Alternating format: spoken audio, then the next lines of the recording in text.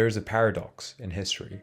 The more one knows about a moment, a person, or an era, the harder it is to attribute history changing as a result of one action. Does history hinge on the decisions taken by great men in a moment, or the currents of time and momentum? To state it clearly, there are less and more significant moments. The Battle of Carrhae and the death of Marcus Licinius Crassus is such a moment. It disrupted the existing power balance in the ailing Roman Republic and paved the way for Julius Caesar to become dictator.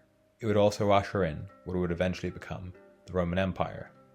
On the surface, the Battle of Carrhae is about conquest, but really it is much more about the relationship between three of Rome's most powerful men. To understand what would lead Crassus to march into the deserts of Mesopotamia, we must first look at the political context of the Roman Republic at the time, namely the First Triumvirate. This uneasy union of Rome's three most powerful men, composed of Julius Caesar, the ambitious general rising to fame in Gaul, Pompey the Great, already celebrated as one of Rome's greatest commanders, and Crassus, the richest man in the Republic, who had once crushed Spartacus's slave revolt, serves as the key context through which to analyze the actions of each of these men, and the tense relations between the weakened Roman Senate and the Triumvirate. In the best of times, the Roman Republic functioned with the Senate electing 2 consuls to serve 1-year terms. However, with power so concentrated in so few, the power of the Roman Senate and its prideful senators was greatly diminished, to the extent to which the Senate's approval of military campaigns or elevations to offices of state became superficial, with power truly residing with the Triumvirate. An example of this can be seen in Senator Cicero's letter to his peer Atticus in 59 BC. All is lost, for we have been betrayed by Pompey, who has joined himself to Caesar and Crassus, unless perhaps you think it's a fine thing that the men who have been in the bitterest antagonism should now only be reconciled to destroy the Republic. Together, the Triumvirate dominated Roman politics, but this partnership was fragile. Each man had different ambitions, and none wanted to be overshadowed by the others. Pompey had military glory. Caesar was running it in Gaul. Crassus, however, was seen as the least impressive of the three. He had wealth, yes, but he craved recognition as a conqueror. At the town of Lucca in 56 BC, the Triumvirate met.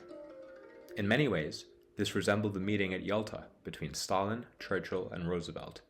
The world was to be divided, and spheres of influence were to be carved. Caesar's command of Gaul was extended, Pompey was given Hispania, and Crassus was given the rich lands of Syria, which was neighbored by the powerful Parthian Empire. In 55 BC, Crassus and Pompey were elevated to the consulship. This allowed Crassus to set in motion his plan to help realize military glory. This was to be done with Rome's eastern rival, the rich and expansive Parthian Empire. The Senate, with its sideline position, did not officially sanction the war, but Crassus did not pay this any attention. Nor did he take up the offer of King Advataras of Armenia to invade via Armenia.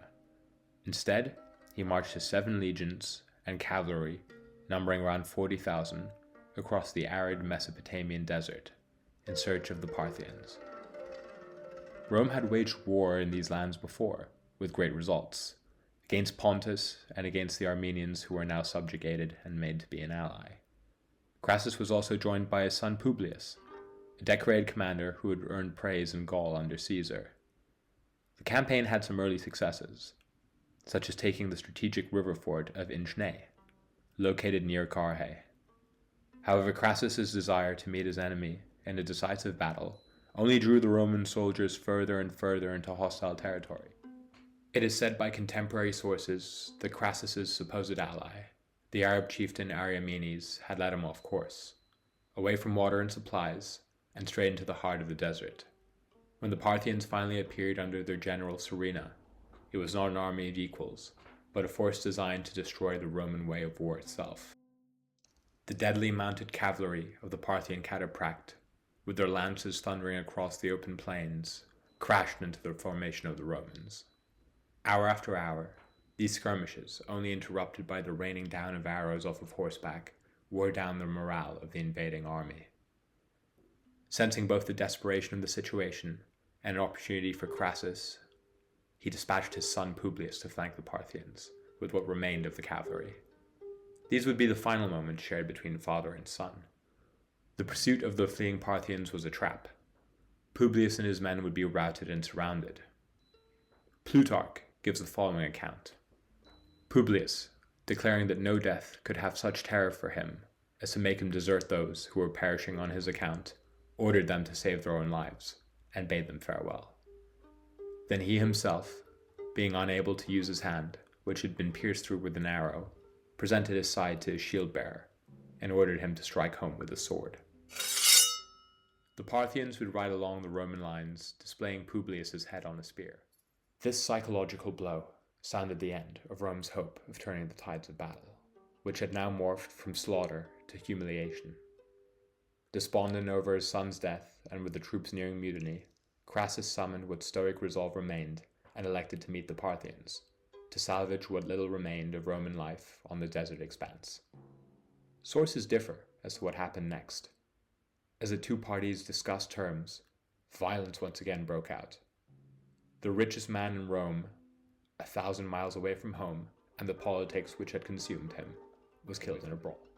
He would join his son and thousands of others in laying in the Mesopotamian dirt. A myth which had endured from the ancient times is that the Parthians, so keenly aware of Crassus's insatiable greed, poured molten gold into his mouth. His death would disrupt the delicate power balance which would leave Julius Caesar and Pompey with no counterweight. It is said history often turns not only on the triumphs of the mighty, but also on their misjudgments. In Crassus's greed for glory, Rome had not just lost an army, but the fragile balance of power that had held the Republic together.